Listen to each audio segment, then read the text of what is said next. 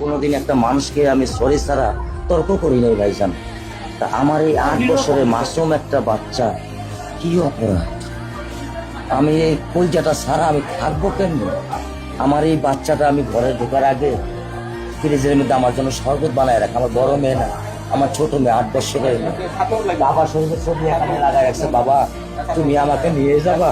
আমি বলছি, আল্লাহ বাবা তুমি আল্লাহর কাছে যাও, আমার তো নেওয়ার দিয়ে যাওয়ার ক্ষমতা নাই। আমার মেয়ে আল্লাহর কাছে চলে গেছে, আমার মেয়ে আল্লাহর কাছে চলে গেছে। আমার মাসুম এই বাচ্চাটা কি অপরাধ করছে নির্মম ভাবে আমার বাচ্চাটাকে হত্যা করলো? কি আমার ক্ষতি, কি আমার অন্যায়, কি আমার দোষ? আমি একটু জানতে চাই আপনাদের কাছে। আমার যদি কোনো দোষ থাকে, আমার কোনো যদি অন্যায় থাকে, প্রকাশ্যে আপনারা আমার ফাঁসি দিয়ে দেন।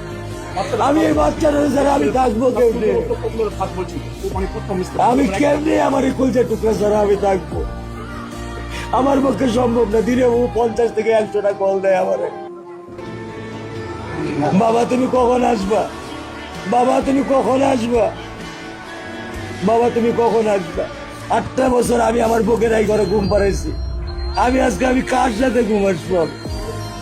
আমি কি দিয়ে মনে সান্ত্বনা দিব? আমার অপরাধ কি?